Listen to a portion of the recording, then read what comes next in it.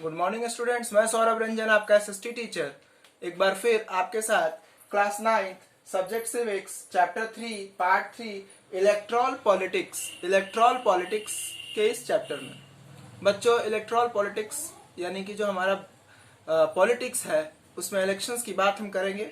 इससे पहले कि हमने 2 वीडियोस और आपको भेजा है, उसके बाद यह तीसरा वीडियो है। इसमें हम बात करेंगे कंस्टिट्यूएंसी की कि जो इलेक्शन होता है वो कैसे होता है, इलेक्शन में कौन कौन पार्टिसिपेट्स करते हैं और इलेक्शन में जो लोग पार्टिसिपेट करते हैं उनको कैसे अलग किया जाता है, कैसे तय किया जाता है कि कौन कहाँ किसको वोट करेगा। तो देखिए ये आपका पीडीएफ है, मैंने कुछ मेंशन कर दिया है, आप इसको जरूर मांगेंगे, ठीक है। अब आगे देखते हैं।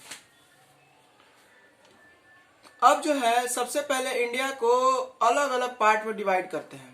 कंप्लीट इंडिया को, इंटायर इंडिया को अलग अलग पार्ट में डिवाइड करते हैं और डिवाइड करने के बाद हम वहां पे इलेक्शन कराते हैं। तो पूरे इंटायर इंडिया को जो हम डिवाइड करते हैं उसको हम कॉन्स्टिट्यूएंसी कहते हैं। क्या कहते हैं बच्चों? कॉन्स्टिट्यूएंसी।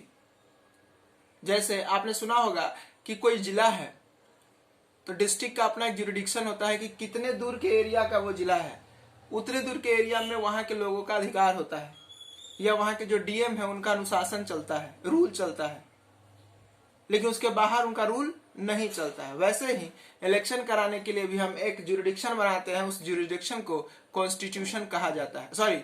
सॉरी बच्चों, उसको जो है कॉन्स्टिट्यूएंसी कहा जाता है। कॉन्स्टिट्यूएंसी में जितने भी लोग होते हैं वो आते हैं, वोट करते हैं, जिनका भी एज 18 या उससे अधिक होता है, और फिर जिसको सबसे अधिक वोट मिलता है वो वहां चुन के एमएलए या एमपी बन जाता है। तो इंडिया जो है, इंडिया को हमने 543 पार्ट में डिवाइड किया है। इंडिया एक बहुत बड़ा कंट्री है और पूरे इंटायर इंडिया को हमने 543 पार्ट में यानी कि 543 कंस्टिट्यूएंसी में चेंज किया है या डिवाइड किया है। और हर एक कंस्टिट्यूएंसी में कोई ना कोई एक प्रतिनिधि होता है जो वहां से चुनकर जाता है और बाद में वो हमारे देश के लिए 5 साल तक काम करता है। तो अब हम देखते हैं कि कॉन्स्टिट्यूएंसी क्या होता है। तो for election the entire country is divided into fix election area with a body of registered voter, this is called constituency. कि भाई एक एरिया जो फिक्स है, जहां फिक्स नंबर ऑफ वोटर्स हैं, उसको हम कॉन्स्टिट्यूएंसी कहते हैं। इंडिया में ऐसा 543 कॉन्स्टिट्यूएंसी है। अब जो है मैंने एक लिस्ट दिया है आपको जिसमें कई सारे स्टेट्स जो हैं उनमें जो है डिवाइडेशन किया। जो बड़े राज्य हैं वहां कॉन्स्टिट्यूएंसी ज्यादा होती है, जो छोटे राज्य है वहां कम होती है। तो हर राज्य, हमारे जितने 28 स्टेट्स हैं, सारे स्टेट्स में अलग अलग कॉन्स्टिट्यूएंसीज है, अलग अलग उनका नंबर है। मैंने उसमें से कुछ आपको मेंशन करके दिया है, कुछ और लिस्ट हैं जो आप अपने आप से या कहीं अदर बुक से ढूंढने का कोशिश करेंगे, क्योंकि आप भी थोड़ी कोशिश करेंगे, इससे आपका जो है नॉलेज ज्यादा बूस्टअप होगा। नहीं मिलने पे आप नेट का सहारा ले, नहीं मिलने पे अपने घर में दीदी भैया का सहारा ले, या अपने घर में जो भी बड़े हैं उनसे बात करें। अभी बच्चे हम सबसे पहले चलते हैं यूपी। भारत में सबसे ज्यादा या सबसे बड़ा स्टेट कहा जाए एरिया वाइज, पॉपुलेशन वाइज, तो हमारा यूपी है। पॉपुलेशन वाइज ज्यादा होने के चलते यहाँ पे कॉन्स्टिट्यूएंसी ज्यादा है। कॉन्स्टिट्यूएंसी पॉपुलेशन पे भी डिपेंड करता है। कभी भी ऐसा ना सोचे कि एरिया वाइज ये डिपेंड करता है। फिर से मैं बोल रहा हूँ, repeat, I just repeat the sentence कि the constituency, number of constituency in a state is depended on the people living there, not on the area of the state. मैं इसका एक छोटा एग्जांपल आपको दूं कि भाई उत्तर प्रदेश छोटा राज्य है कंपेयर टू राजस्थान। जैसे आप अगर स्टडी करेंगे तो आपको पता चलेगा भारत का सबसे बड़ा राज्य कौन है एरिया वाइज, तो राजस्थान। कौन है बच्चों? राजस्थान। लेकिन अगर आप पॉपुलेशन वाइज बात करेंगे तो सबसे ज्यादा एरिया, सबसे ज्यादा पॉपुलेशन उत्तर प्रदेश का है, यूपी का है। तो जिसका सबसे ज्यादा पॉपुलेशन होता है उसके यहाँ सबसे ज्यादा सीट होती है। यानी इंडिया में सबसे ज्यादा एमएलए की सीट, एमपी की सीट अगर कहीं है तो यूपी में है, उत्तर प्रदेश में है। और ये नंबर है 80 सीट है बच्चों। यूपी में सबसे ज्यादा 80 सीट है। इसके बाद हमारा सेकंड जो आता है वो होता है मध्य प्रदेश, महाराष्ट्र। महाराष्ट्र में 48 सीट्स हैं। इसके बाद हमारा जो है बिहार आता है जहां 40 सीट्स हैं। अब बिहार एरिया वाइज बहुत छोटा है, कई सारे स्टेट से छोटा है। लेकिन अगर हम कॉन्स्टिट्यूएंसी वाइज बात करें तो बिहार में तीसरा नंबर बिहार का आता है, क्योंकि बिहार में 40 सीट है, 40 सीट्स आर इन बिहार। तो हाउ कैन इट पॉसिबल? तो it's only due to the population of Bihar, that the population of Bihar is so excess, so that the number of constituency is more in Bihar.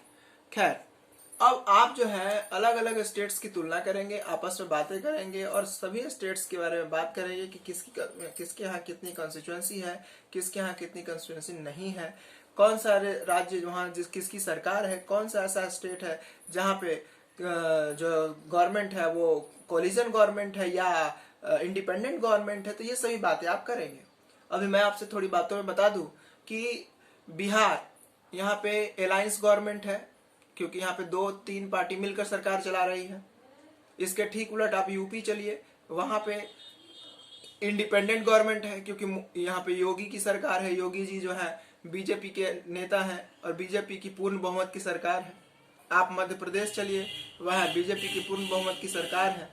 आप राजस्थान चलिए, वहां भी कांग्रेस की पूर्ण बहुमत की सरकार है। पूर्ण बहुमत मतलब इंडिपेंडेंट, दूसरी पार्टी से गठबंधन करने की जरूरत नहीं है। इसी तरह आप गुजरात चलिए, इसी तरह हर जगह आप चले। अभी हरियाणा चलिए, हरियाणा में अलायंस गवर्नमेंट है। पिछले बार जब मनोहर लाल खट्टर साहब वहां सीएम बने तो उस समय वहां पे इंडिपेंडेंट गवर्नमेंट थी, लेकिन अभी जो है दुष्यंत चौटाला जी वहां पे जो है किसी दूसरे पार्टी से हैं और उन्होंने हाथ मिला लिया है और दोनों मिलकर अलायंस गवर्नमेंट चला रहा है। तो आपको पता करना है अपने घर में कि कहाँ पे अलायंस गवर्नमेंट है, किस स्टेट में इंडिपेंडेंट गवर्नमेंट है। हो सके तो ये भी याद करने की कोशिश करें कि अभी कहाँ के चीफ मिनिस्टर कौन है, किस स्टेट के चीफ मिनिस्टर कौन है। अब बच्चों इन सब बातों को करने के बाद हमारा जो डिस्कशन है वो आगे बढ़ता है। और हमने पिछले बार जो है देखा था multi party system, 2 party system और 1 पार्टी सिस्टम। इन तीनों को करने के बाद अब जो है हम आगे बढ़ेंगे और आगे हम देखेंगे कि इंडिया में जो इलेक्शंस है वो पहले 2 फेज में था। यानी कि फेज का मतलब हमारा है कि पहले हम जो है एमएलए का इलेक्शन करते थे और एमपी का, लेकिन बाद में हमने देखा कि इंडिया में पंचायत को प्रायोरिटी दी गई, पंचायत लेवल की बात की गई। आज इंडिया में तीसरे लेवल की भी बात होती है। आपको मैं फिर पढ़ाऊंगा अगले क्लास में, जब आप 10th में आएंगे तो वहां पे पावर दिखाऊंगा कि शेयर किया गया और पंचायतों की बात की गई। यानी कि हमारा पहला लेवल सेंट्रल गवर्नमेंट, दूसरा स्टेट गवर्नमेंट और तीसरा पंचायत। तो जो पावर था वो सेंट्रल से थोड़ा लेकर स्टेट को दिया गया, स्टेट और सेंट्रल दोनों से लेकर पंचायत को दिया, यानी डिवाइडेशन ऑफ पावर हो गया। और इसी को हम डिसेंट्रलाइजेशन भी कहते हैं। खैर ये आपके आगे की चीज है, बस मैंने एक छोटा सा शब्द आपके सामने रख दिया है, डिसेंट्रलाइजेशन। अब आप जो है इसकी पढ़ाई करें। अब हम अगले वीडियोस में इसके आगे की बात करेंगे। थैंक यू बच्चों।